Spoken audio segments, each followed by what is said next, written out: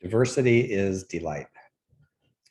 Let's go to the Corpus Hermeticum, book 11, where it says, consider the vast multitude of beings, both immortal and mortal, and how between them the moon pursues her round, and all beings are full of soul.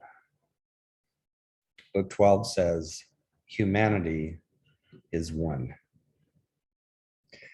Hermeticism, we know, is fed by many different cultures, starting originally in Africa, which is historically and prehistorically where everything starts anyway.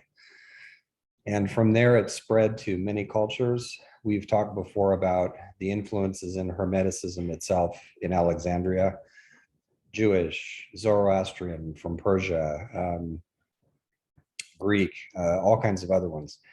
And part of the appeal of Hermeticism is in its range of cultural influences, both the ones that feed it, but also the ones where it reaches out into the world. So one could say that Hermeticism is itself diverse, similar to what it teaches. So the content is also the process. And we should bear in mind too that there are many kinds of Hermeticism. It might be archetypal. It might be something that always comes up among groups of people in some form or another. So to mention just three, there is the Hermeticism, if we want to use that word, of the Upanishads of India. Those great seers on the edge who put together all those beautifully illustrated examples of how to go deeply in and find the divine. So them, we could talk about Taoist alchemy or even Sufism. And I've given you some examples of that, Islamic gnosis as part of Sufism. So diversity and inclusion, as we like to put it these days, are bound up with the Hermetic project throughout the centuries. And diversity in terms of who shows up, so that's one thing. But it's not just about the people who are represented, but also the inclusion part, which means those people have the voice and power to contribute what they learn, what they want to share, their own opinions, their own sovereignty too, in situations that matter to them. So there's the equity piece as well. So Gene Roddenberry is famous for many things, especially Star Trek. But one of the things he's known for is his insistence, before diversity became a big word, on its value. He fought to keep Nichelle Nichols on the bridge of the Enterprise in spite of opposition from the studio. Martin Luther King Jr. himself got behind that and encouraged her to stay on the show, even though they gave her very little to do or say at first. But she paved the way. He kept telling her it's important that Black faces be on the bridge of the Enterprise, that we see ourselves. And that's what part of this is about too. And so I wanted to give you just a brief quotation from Gene Roddenberry, because I think it speaks to this, as well as to the Hermetic emphasis on diversity.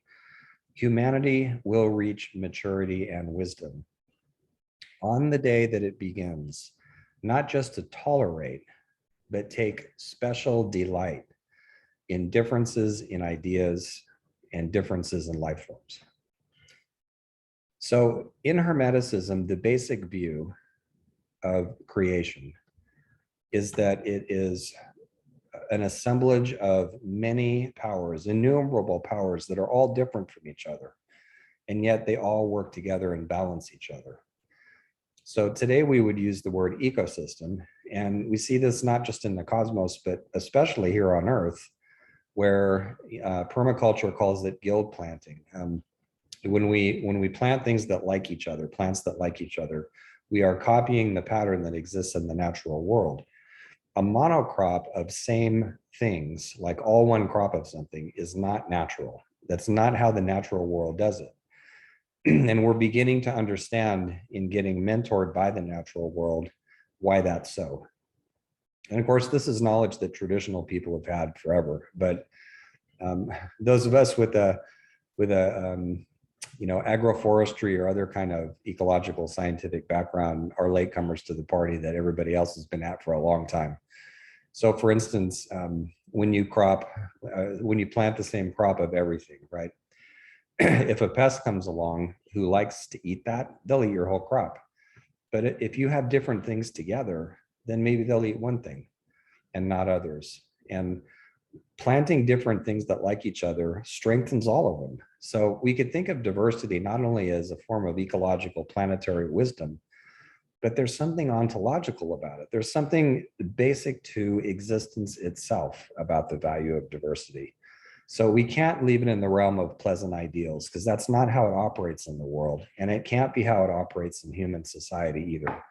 We need to actually act to echo a Navajo traditional statement as though we had a family and all of us are in that family. That's how it works. That's how it has to work. So in all this, there's not a false unity that's imposed by a small group who want everyone to be the same as them. And I'm thinking, as one example of numerous, the long history of white European male philosophers who come up with these universal principles that only apply to their own group.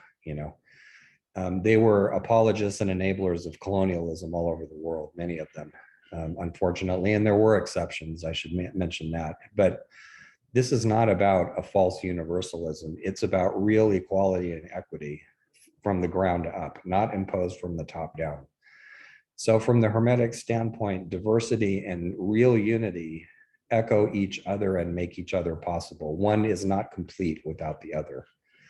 So we're not talking about any kind of a melting pot of sameness. We're talking about a mosaic, web, or weave. And I really like, on the technical Hermetic side, a statement by the alchemist Morinius, who says, "Whoever elevates the soul shall see its colors." It's beautifully stated. And as part of all of this, justice itself seems to be ontological. It seems to be archetypal, built into things.